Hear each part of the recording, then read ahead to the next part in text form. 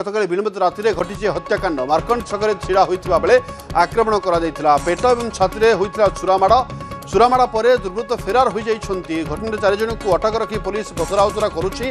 हत्याकांड पछरे पूर्व शत्रुता थिबा नै पुलिस संदेह करुछि।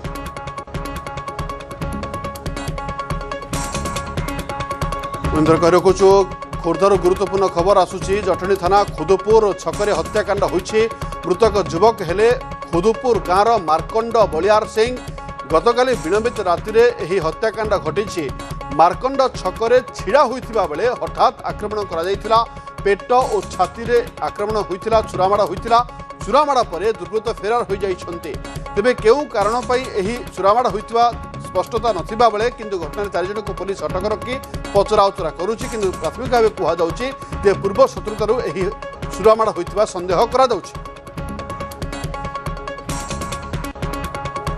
जटणी खुदपुर छक आईआईटी रास्ता रे जघन्य हत्याकांड घटी देखा चाहिए से दृश्य जोठी गतकाली राति रे सामान्य बचसा होइतिला एवं युवक को निर्मम भाव में हत्या करा जायछि। छुरी बुची 20 रास्ता उपरे तांकू हत्या करे। एबे मध्य रास्ता उपरे रक्तर छिटा पड़ी। कमिशनरेट पुलिस पहुंची, जटणी थाना पुलिस पहुंची किभली भाव में हत्याकांड घटिला ताकू नहीं छानबीन आरंभ करछि। पाखरे थिबा सीसीटीवी फुटेज एवं स्थानीय लोकंकर मध्य बयान रेकर्ड कराउछि। किछि समय पर साइंटिफिक टीम डॉग स्क्वाड मध्य आसीबो। किभली भाव में केउ परिस्थिति रे तांको हत्या करागला या पछरे कोन कारण रहिछि, काहेकि तांको हत्या करागला ता पछरे कोन कारण रहिछि, केउ माने अछंती, जणे एथरे सामिल अछंती ना एकाधिक लोक एथरे सामिल अछंती ताकू नै मध्य पुलिस तनाहना आरंभ करछि। जो माने अछंती ग्रामवासी से माने मध्य से अपेक्षा रहिछंती जे काहेकि जगा को हत्या करागला। जगा जड़े भल लोक थिले, भल युवक थिले, कहार ताको सहित शत्रुता नथिला जहाँ ताको परिवार लोक माने अभियोग करुछंती एवं ग्रामवासी मध्य जहाँ कहउछंती जने कि माने लुंगी पिंधिकी लोक भाई की माने अटैक करिछि। आ ता सहित माने 2 मिनिट बोधे कथाबार्ता युक्तितर्क हेछि। युक्तितर्क परे माने लेफ्ट साइड की से गोटे छुरा मारी देछि जहाँ फल कि बहुत बड़ा आघात होइछि। तापर जिते बड़े भाई आम तले पड़ जाइए गाड़ी से तले पड़ जाइए से बुलिकी आसिकी पुणी 4-5 चोट पुणी मारी राइट साइड की तर मारिला भाई पड़ जाइए। आम सीसीटीवी फुटेज देखलु लुंगी पिंधि गोटे लोक मानस माने अटैक कर भाई सन्देह किसी कर भाई तो सेमती कि शत्रु नथिले सन्देह किसी करनी जहाँ भी माने कहवाक चाहिए सेटा होची पुलिस स्टेलिन सर को ऊपर छाड़ी स्टेलिन सर यहाँ माने तदंत करी